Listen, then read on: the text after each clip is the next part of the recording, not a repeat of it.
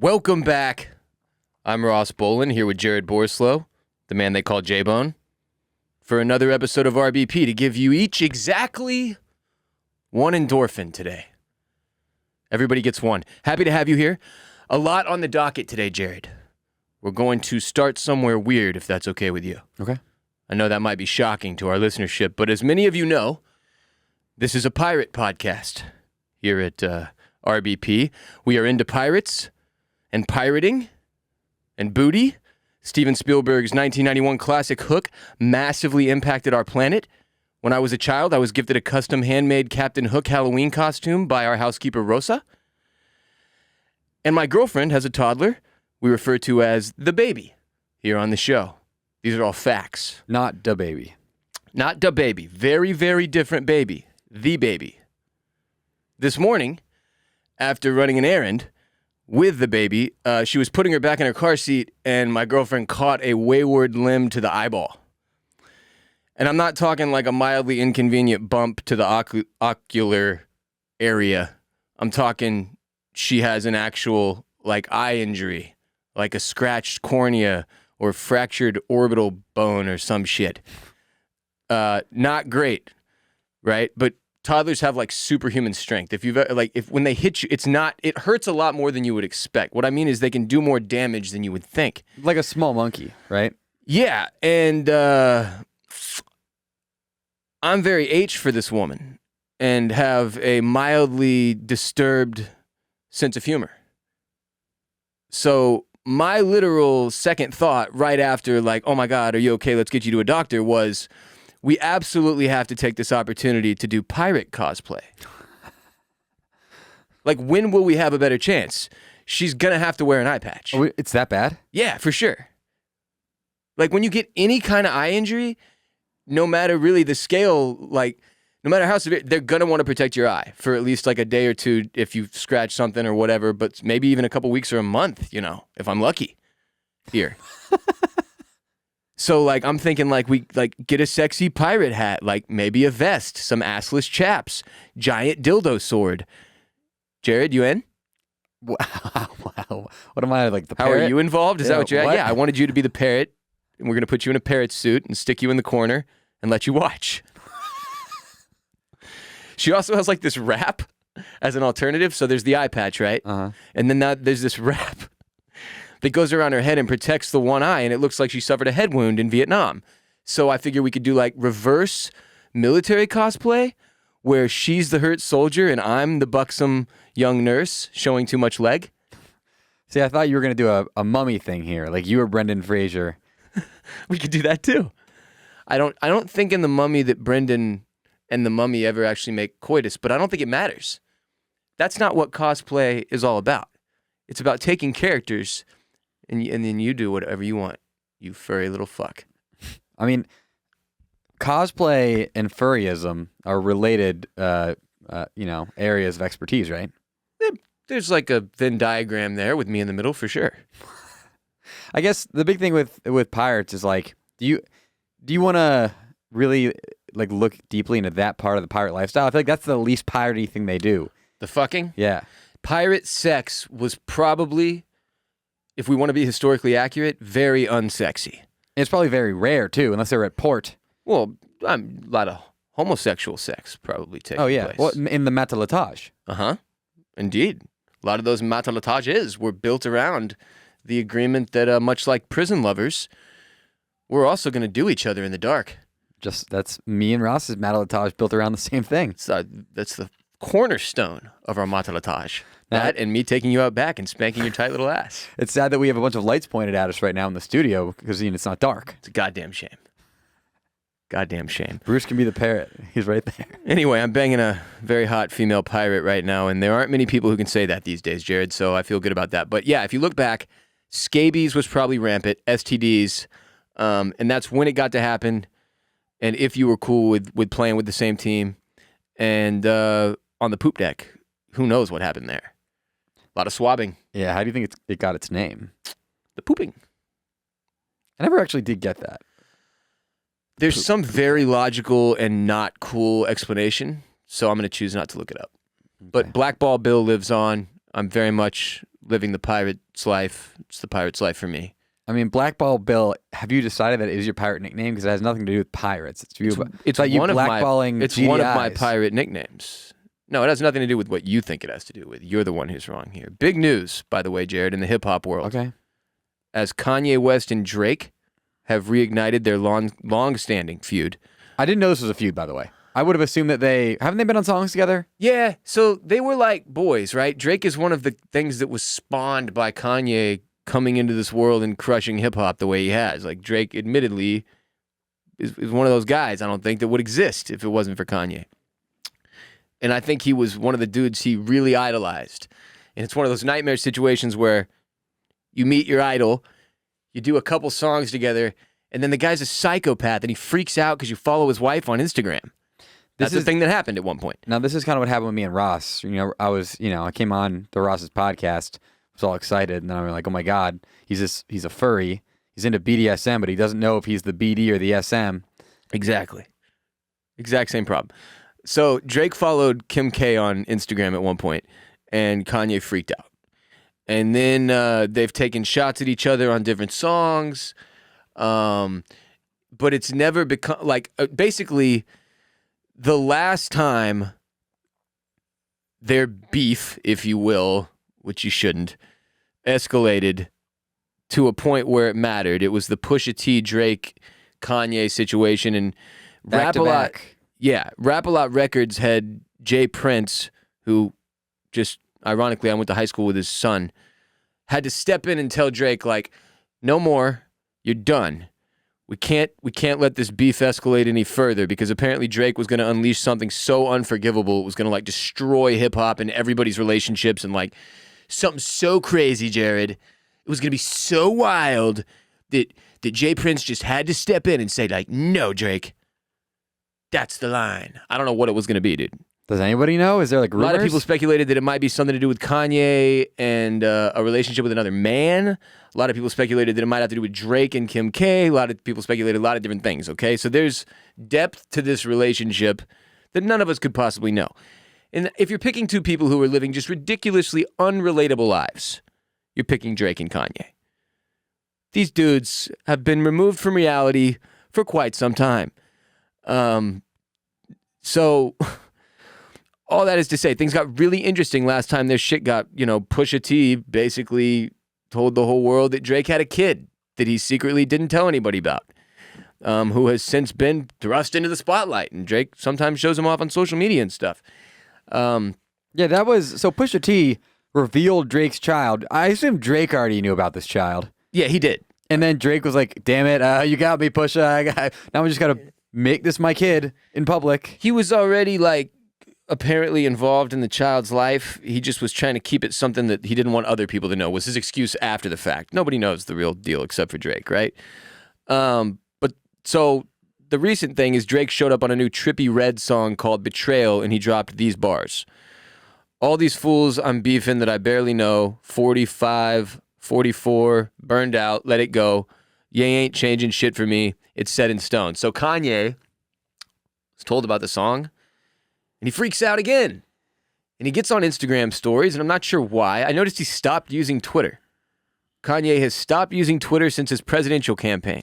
Because he saw the video you did about Donda. Maybe. Or they booted, well, that's on Instagram too. It's like they booted Trump, and Kanye was like, I won't use this platform anymore. And I'm serious. He hasn't updated it since his presidential campaign. So he's only using Instagram now.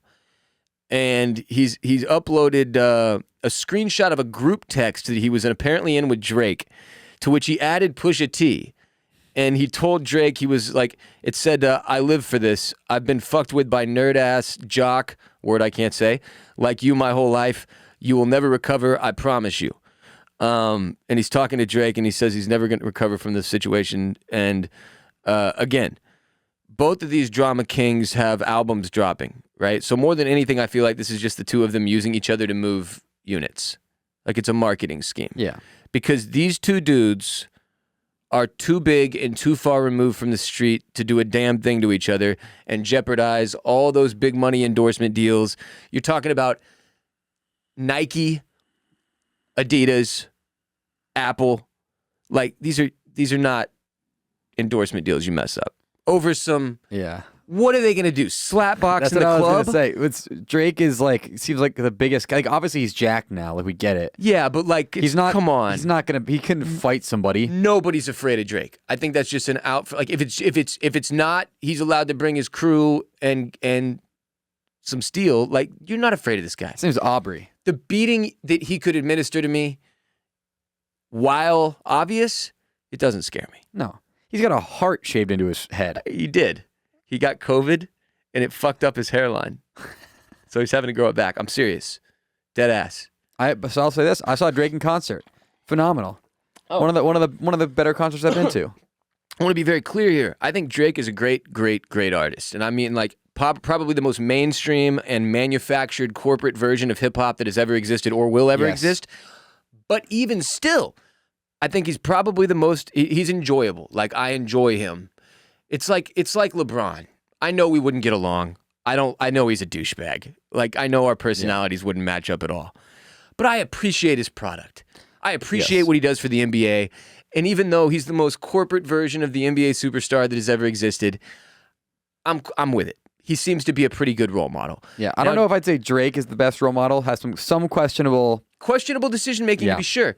But I just want to say, look, I don't think he meant to like have a kid accidentally with this woman. And once you've had that experience, like, you either are responsible as a father or you aren't. And it appears he is being responsible as a father, even if it is because he was forced to be responsible because of some rap beef, which is, I hope, not the truth. But if it is, it's hysterical. Right? Like, so I don't, the thing here for me, the only piece of this that I actually care about, because I think the rest of it is just manufactured marketing for these albums so that they can get hype and these guys can get, and it's bullshit. It's just like the relationships in Hollywood, like J-Lo and Ben Affleck. It's like, okay, how could these people are in love. They look fucking miserable. They do. It's fake. It's just for the headlines. The part I'm interested in is the part from before. Like, if Drake actually had something that was going to be so devastating to Kanye's career that they were like, you can't do this to this man, like he's going to kill himself or something. Is that going to come back up? It seems like it would be the first thing I would go for. Kanye released Drake's freaking address, dude.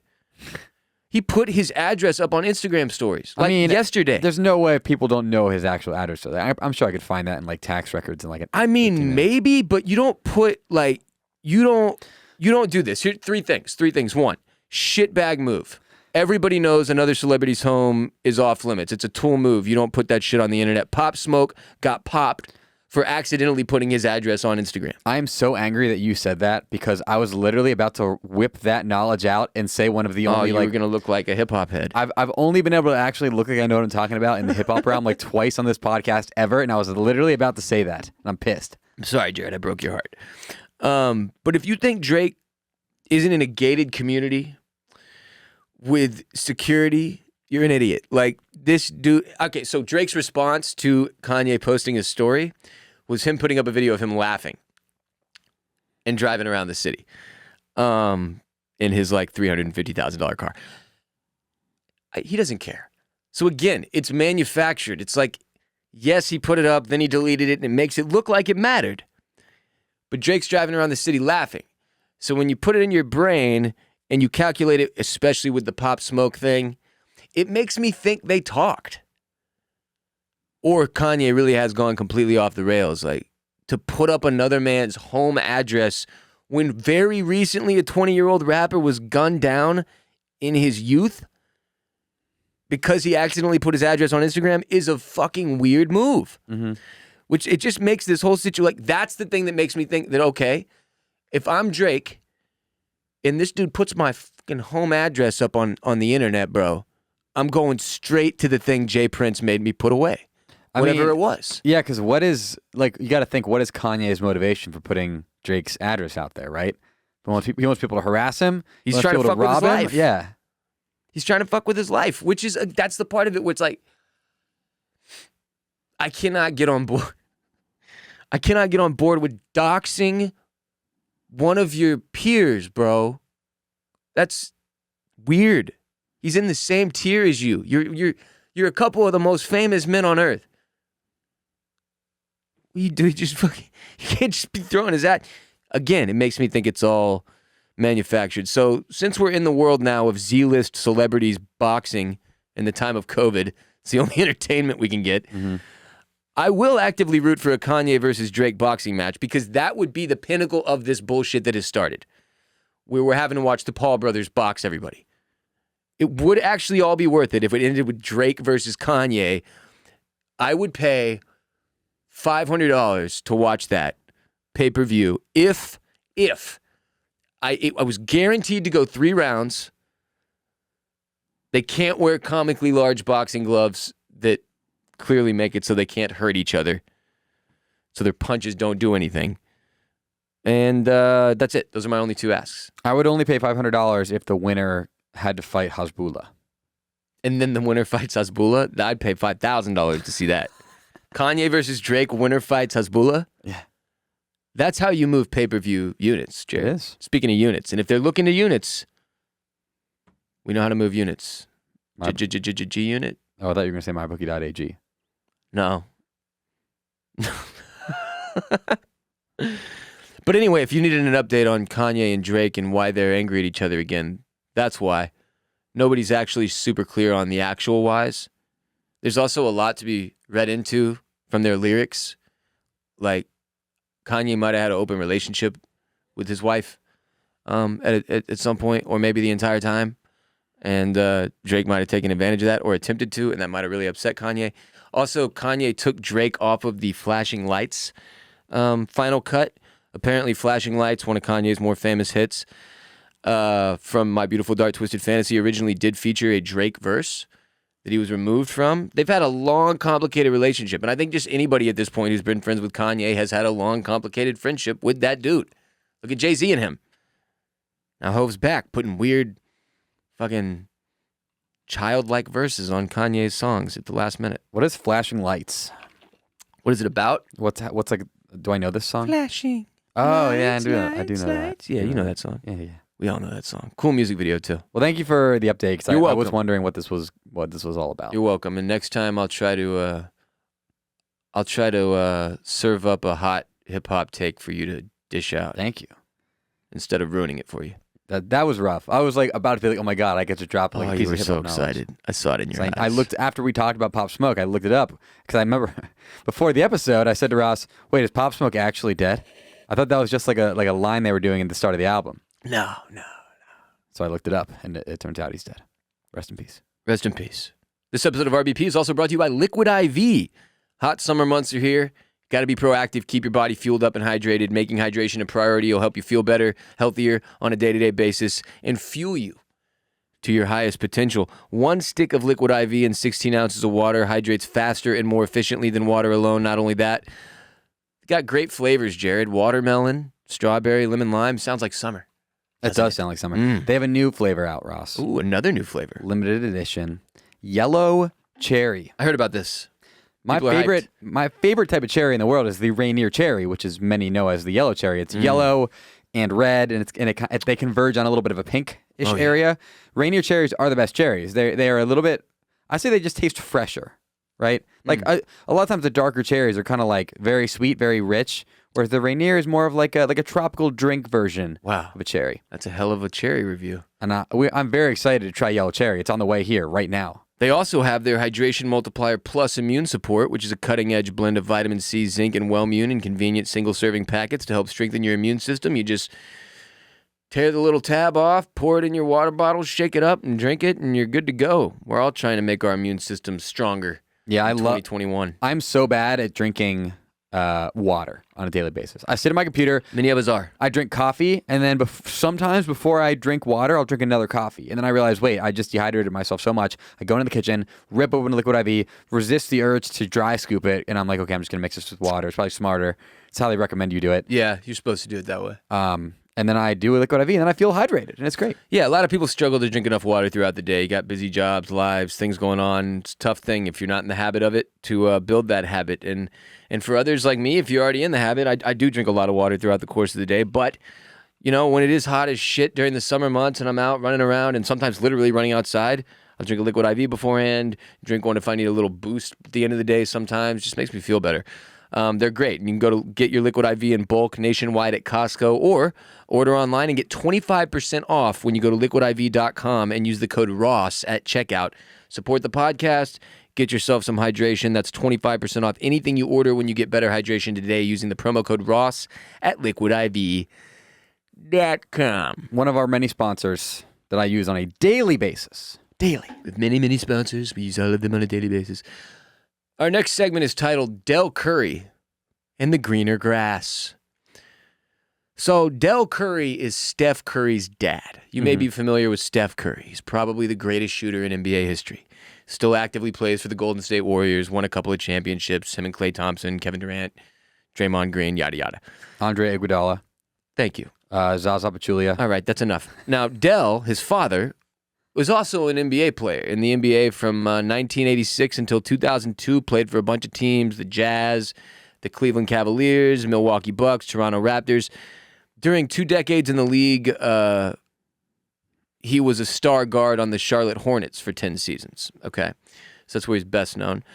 And since 2009, Dell has been retired and been a color commentator on the Charlotte Hornets television broadcasts. So Dell is still very much a local celebrity, big in Carolina, in Charlotte, and for Hornets fans. But for longstanding NBA fans, they also know of Dell. When Steph became huge, Dell became sort of a their whole family kind of got famous again. Well, now it turns out, according to People magazine, Steph's parents, Sonia and Dell Curry, are to divorce after 33 years of marriage. 33 years of marriage. It's a long-ass time to be married and then get a divorce. When this happens, it's often shocking to people. You know, why go that long? And then call it quits. But back to People magazine, says the parents of NBA stars, Stephen and Seth Curry. You got to remember, Seth Curry, Dallas Mavericks Seth Curry, I believe he's still on the Mavs, and he's made himself into a fine little NBA player. No joke either. So 2 of their kids in the NBA. They've apparently been separated. And then Sonia, 55, filed for divorce in North Carolina in June. The pair who met at Virginia Tech University and wed in 1988. That's the year after I was born. That's wild. They've been married my whole life. They share a daughter, Sidel, as well. And they said, after exploring a trial separation over the past year and much thoughtful consideration, we have decided to end our marriage. And they say, we are so thankful for the many blessings and successes. We are committed to and supportive of our children and grandchildren and will remain on connected paths. I have an issue already with Dell Curry. Yeah, what's that? Why does he keep naming his children after himself? Because you said the daughter's name is what? Sidel? Sidel. And Steph's real name is Wardell, which I think is Dell's real name, right? Maybe. Steph's real name is Wardell? Yeah. There was a funny clip that went viral like 2 months ago of a reporter going, Wardell. And Steph's like, kind of just like chilling at the press conference, and he like gives the guy a really stupid look like, what are you doing? Oh, that's his first name. Like my first name is William. Yes. But I go by Ross. A lot of people don't know that. A lot of people, you just blew their goddamn mind. William Ross Bolen. My first name is William. That's why my social media handles are sometimes at WR Bolen. Also, I wrote the book. I put that on the book. Do you think Sonia is divorcing him because he's so self-centered? It sounds like that could be one of the issues, considering the naming thing. Athletes have a problem with that. They get real... like George Foreman? and Roger Clemens, he named all his kids to start with K's. Oh, I like that, though. That's pretty funny. They're ridiculous. But anyway, so... personal friend of mine, Arian Foster, also friend of the show, retweeted this guy at Solomon, Missouri onto my timeline this morning, who took it upon himself to warn Dell Curry to get that marriage back intact because the grass is not greener on the other side as it appears to be. And this thread of tweets is magical. It's hysterical. Here it is. He says, Bud, let me tell y'all something. You don't want to be out here. You think you want to be out here because you're not out here. When you get out here, you ain't going to want to be out here no more. Last time you was out here was different. You think it's something better. I come to let you know. The best you're going to get is what you already got. I don't know why you don't want to do the work. You're going to come out here and ain't going to like it. All they do is start a podcast and talk about plate fixing. 14 minutes being out here, you're going to start saying, these females. If you can make it work, do so. You don't want to be out here learning TikTok dances and falling off milk crates. Love the wife of your youth. And then with the yelling, speaking head yelling emoji. Bud, they want rounds now. You better pray about coming out here. You think it's a game till you're in the middle of 60,000 people in a panty and she pointing her finger at you, all hard rapping Flo Milli lyrics. Do you like turmeric? Charcoal ice cream? You better learn to like it. You don't know nothing about Sneaky Link. Now you're knocking on the door of a 22-year-old with 3 other roommates because she got a side piece. You're going to be wearing a hottie shirt by Thanksgiving. You better ask your wife to forgive you. You better go listen to Lemonade and pray about it. You don't have the cholesterol to be out here. They're not eating butter pecan no more. Bluebell ain't out here. You're going to be chasing Cialis with Red Bull. You know what group chat is? You better learn, because you finna be the subject. You know how to make a mimosa? Tulum? These people are 60% crab leg, 30% iced coffee, and 10% vape pen. Beloved, whatever went wrong, go back and make it right. They pegging out here. I'm not trying to scare you. I'm trying to prepare you. These people are children of Rihanna born in the fires of chaos. You ready? You ready to leave your wife of 30 years till you wake up and your body is surrounded by rose quartz and moon water? My message is simple. And then he put up a little meme, says, go home, Dell Curry, go home and be a family man. And I just thought that the rant was like utterly hysterical.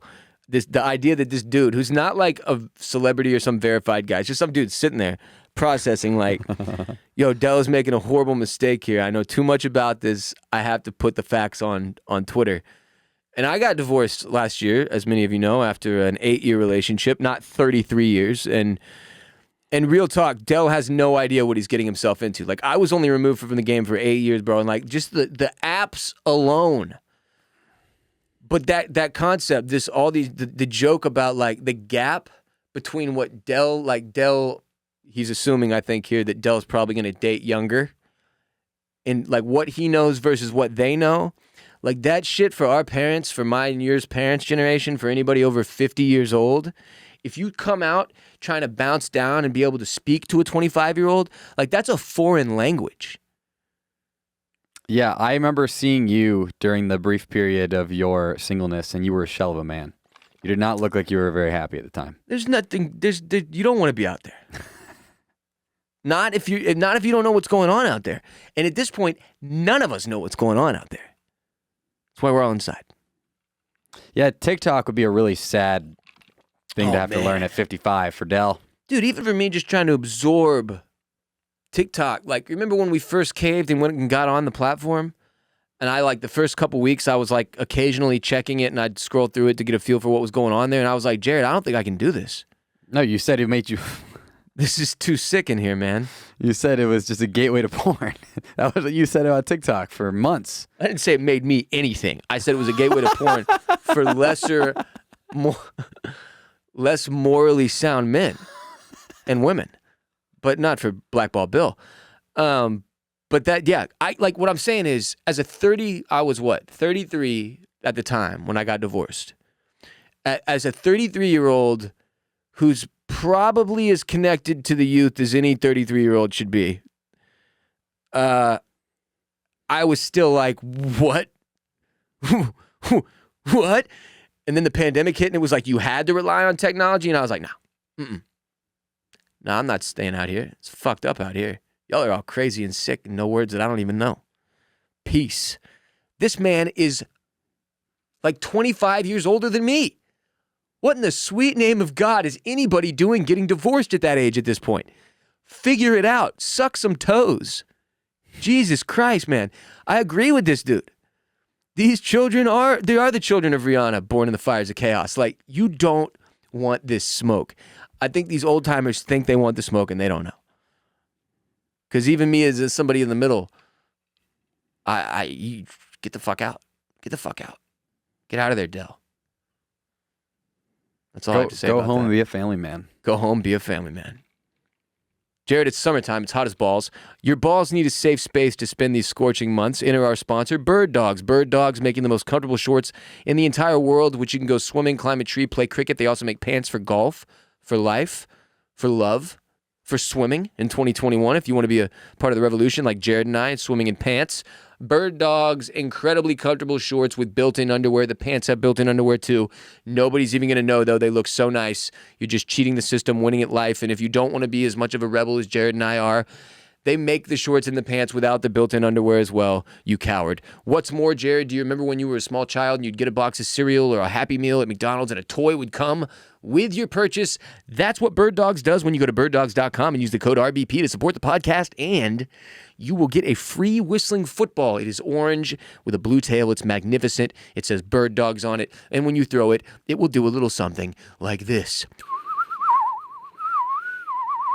So, go to birddogs.com today, order with the code RBP at checkout.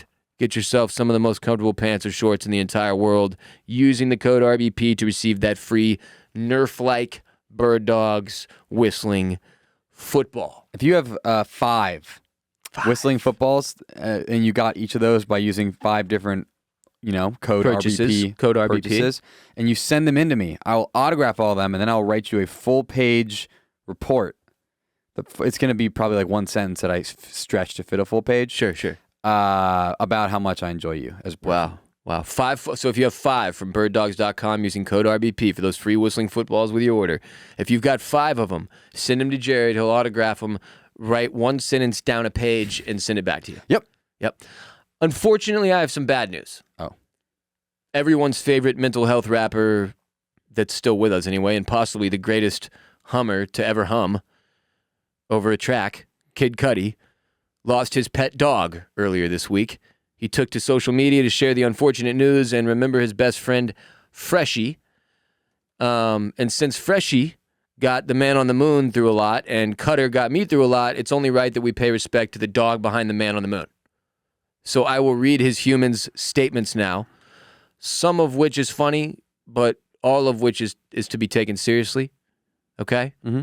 Respect his dog. I do. Freshie. I got some sad news, y'all. Freshie is gone. He left us a few days ago, peacefully at home, surrounded by people that love him, his family. I held his hand and whispered in his ear to let him know I was there while he slipped away. I told him he was a special boy, my best friend, that he was perfect, and that I loved him and I'll miss him so, so much. I felt his last breath. Fresh has been in my life since 2010. I got him when the producers of How to Make It in America told me my character for second season would sell weed and walk dogs. I had no previous interaction with dogs prior, other than giving one a pet if my friends had one at their place. I was truly nervous around dogs and wanted to be comfortable on set with them so it felt legit. Like I was Domingo Dean, the dog walker, weed seller. After I got Freshie, I was way more comfortable with the dogs on set. It worked. But at the time, I had no idea I would have such a best friend in my life. He's been here for 11 years, and my life has been one hell of a roller coaster this whole time. Freshie was with me through it all every day. He loved me. He really did. He came up and licked me if I was crying. He loved to lay in bed with me. He was always by my side or close by. He was my guardian angel. Nights I'd want to cut myself, I'd see Freshie, and I couldn't do it. He would stare at me when I would have a knife to my stomach, eyes glaring at me, telling me to put the knife down. My life will be a little more empty with him gone. To anyone that has lost a pet, I feel your pain. I'm a complete mess. I cry at random moments of the day. I think of him when I wake up, thinking I have to take him out to pee. When I go to bed, I almost say, "Come on, boy," to let him know he can get in the bed with me. He would always wait to see if it was cool. He'd wake up, wait for me to say, "Come on," then hop up. My best fucking friend. I'll miss you every day for as long as I live. You're with my dad now, and I better see you on the other side, man. He said, "You better run up and give me so much love. I'm looking forward to it. I love you forever, Mr. Freshly. Till we meet on the other side, my beautiful special boy, goodbye." And then he put up a bunch of pictures of him, and he's like this badass little bulldog. A French bulldog or an American bulldog? He looks French, like a but not the mini teensy. He just looks French? He looks French. Freshie. Anyway, so naturally now, we are all forced to pre-mourn our own dogs, which is the thing all dog owners do, pre-mourning. Pre-mourning your dog is thinking about how one day they're likely going to die before you and you're going to have to miss them and grieve them. And in that moment of thought, you pre-mourn. So like Bruce and Bella are in the studio with us. Bella's actually peacefully snoring in the corner. Not in a bed, just on the bare ground, even though I spent $40 on this dog bed. But it's a thing we all do. It's an insane act, pre-morning your dog. But I think it's so that when the day comes, it's not as hard. It's almost like you bite off little pieces over the years too, right? And just for the people we love the most in our life, I think we all do this to some degree. We do it with our parents a little bit too. Maybe even with ourselves. That's deep. Like Freshie would have wanted it. Also, calling your dog Mr., like he calls him Mr. Freshie, is hilarious. And I refer to Bruce as Mr. Bruce constantly as one of his 43 active nicknames.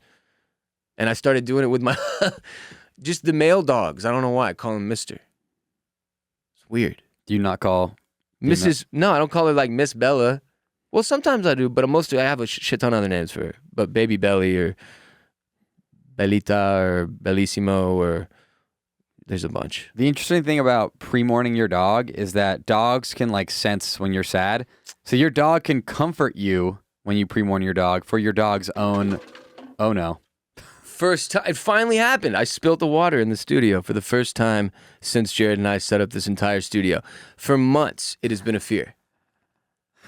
As I refuse to get a like a water bottle like a normal adult, we're good. It's not hitting any electricity. It finally happened. I spilled one, and I woke up Bella. It's a shame. But yeah, when you pre-morn your dog comforts you. That's not a thing that happens with humans, really. You don't go to your parents and talk, fuck, I'm going to miss you when you die. Yeah, and they're like, shut up, don't make me confront my own mortality. Shit, I'm going to die soon? Yeah, exactly. But when you pre-morn your dog can comfort you through your dog's own eventual passing. What a great thing for your dog to do. Amazing. Just shows you why they're man's best friend and woman's best friend. It always made me uncomfortable when we say that. It's sort of like the world champs thing for like Major League Baseball. It's like, this is one league and we didn't invite the rest of the world. Yeah. I don't know if we can call it that.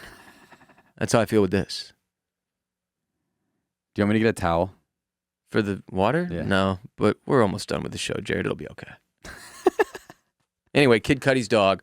Rest in peace to Mr. Freshie.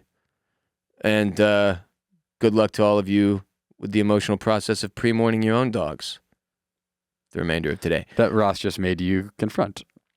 You're welcome. If you know anything about me, you know I love Bruce and Bella very much. They're like family to me. I want them taken care of. That's why I love our sponsor, Jinx, the official food and treat provider of all Bolen Media dogs, including Jared's awesome dog, Millie, who needs to come over at some point this week. I miss her. But listen, folks, this is simple.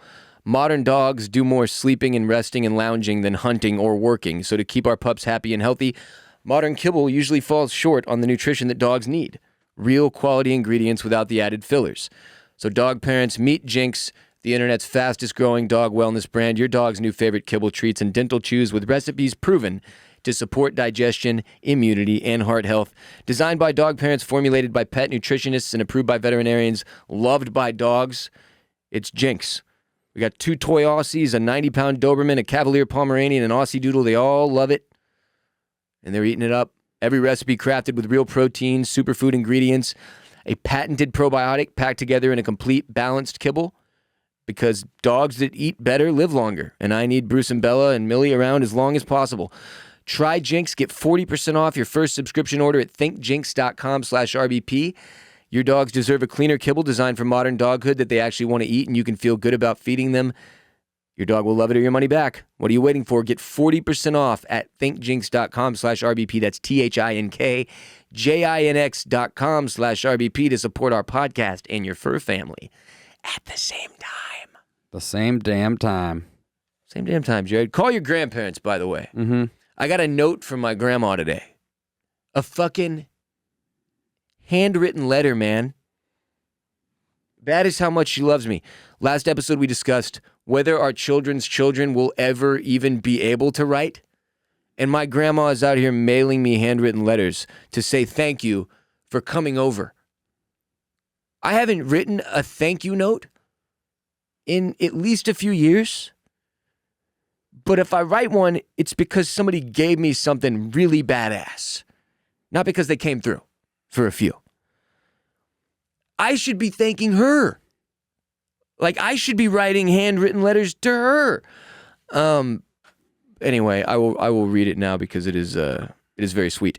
Dearest Ross, come on. The most dear. Look at this thing. It's like a sweet little butterfly card, dude. What a lady. I was so very, very happy to see you today. So she wrote this that day. You are very, very special to me. Please take good care of yourself for me and the rest of the family. Thanks for introducing me to your girlfriend and the baby. I want you to be happy and they make you happy. I am very, very proud of you. Lots of love, grandmother. First of all, it's dope to be able to sign something grandmother, which she's able to do. She wrote the full thing. I like that. Yeah, not grandma, full blown grandmother. But just to take the time to do that, put it in an envelope, fucking write the address. If she's 93, it probably took 45 minutes to write my address. And then slap a stamp and then walk it to the mailbox and risk dying from COVID. And like, that act is a lot more than it seems when you just look at it if you were an asshole, which fortunately I'm not because of this woman. So call your grandparents, man, because I got lucky enough to where I got to not only call mine, but then go see her and then receive a letter from her. And I'm going to make sure that I get one more call into her before August is over. Maybe I can get her on Patreon this Friday, but I feel bad making her do content. She's over 90 years old. I feel like that's the cutoff. Like, you can't be forced to do content anymore at that point. Yeah, if you need any more further, like, edging, that's the wrong word. Edging, yeah. You want to be edged? Patreon.com/Ross Bolen podcast. If you need any further more egging on to call your grandmother or grandfather or some person over the age of 60, you can do what I've been doing. Listen to Follow You to Virgie by Tyler Childers, a song about mourning the death of a grandparent. Okay. Not his grandparent, it's his friend's grandparent, but she was like a grandmother to him. No shit. Very, very, very heartfelt, amazing song, Tyler Childers. I haven't heard this one. Check out the I think it's the Red Barn session live version or the Our Vinyl live version. Don't think there's actually a studio version of it. Are you a big Tyler Childers guy? Getting into him more recently. I've always liked a few of his songs, but last night I went down a wormhole and I found Follow You to Virgie and I was like, holy shit, it's Call Your Grandparents Month. And now you got Follow You to Virgie just bumping all the time now. Feathered Indians, which might be inappropriate to cancel culture. I have no fucking idea. And I apologize if it is. It's a song title. Is one of my favorite songs, which also might be problematic, and I apologize if it is. But I love Tyler Childers, man. That's like, yeah. So listen to Follow You to Virgie and then call your grandparents. Call your grandparents. Few days left in August. Get it done. Go see them if you're able to safely. Otherwise, give them a call. Make it a habit. You know, maybe it's once a month. Maybe it's once every couple months or whatever. Maybe it's once a week. I'm going to tell you something that's crazy about my grandma that she brought up again when I was at her apartment a couple weeks ago. My dad has called my grandmother, his mom, every day since the day my grandpa passed away 14 years ago. Every day. Every day. Every fucking single day. And without missing one. These aren't people who would like lie about the streak. Like, they wouldn't just like say that, you know what I'm saying? So every day for 14 years, my dad called my grandma, and that's the kind of mom my grandma was to my dad, right? To get that kind of love back, you must have done something really, really right. That's the kind of grandma she was to me. But admittedly, like, with him covering it to that degree, it doesn't, I feel like I don't have to call her as much, which is not how it works. That just means he's doing more than his share. It doesn't mean I shouldn't do mine. And also, the whole point of this is not just for them. It's also selfish. Like, for us, the younger people calling our grandparents, as Jared and I have talked about the last few weeks, like, there's a lot of knowledge to be had there. And a lot of just really interesting things that their world consisted of that you will never know, that we can't understand, that they can give us perspective on. So call your grandparents, get it done. And go to patreon.com/Ross Bolen podcast, where every Friday, Jared and I will just edge you so hard with no ads. Brand new episode comes out every Friday exclusively on patreon.com/Ross Bolen podcast with no ads and so much edging. Why wouldn't you go? I don't know. And it's important to note that, yes, we will edge you, but... You come in my face, I'm going to fight you. This puddle of water actually has made its way to the electronic equipment now. Oh, no. So what I'm going to do is in the show here, but also mental health minisodes, call 888-WR-BOLEN. Hotline has been ringing off the hook. We're going to get more calls in on Patreon this week, patreon.com/Ross Bolen podcast. You know what? We also have a great story that I can tease now, since I don't want to burn down the house, that Jared was going to share with us at the end of today's episode, but because I've created a fire hazard, I'm going to let him share it on Patreon. And it is the story of his quest for food last night, and it is very entertaining, and I'm looking forward to hearing it in full on this week's Patreon episode, Jared. Yep, Do you look sounds forward good. to telling it? Hopefully I have more answers between now and then, because I'm absolutely pissed right now. I'm pissed! He's furious about what happened, and he can't wait to share it with you. And I also hope you have more answers between now and then, where you can hear the full episode and conversation and find out what we're talking about this Friday on patreon.com/Ross Bolen podcast. And until then, get out there, call your grandparents, stay safe, smile, and remember, the grass isn't always greener on the other side. The grass is mostly dead everywhere, if you haven't figured that out by now. You got to make your own grass. And that's what I'm saying. Mow your grass, lawn, your own lawn, like Rick Ross. Sunday.com/Ross. Back to you, Jared. Goodbye, everybody. Bye, folks. We'll see you next time.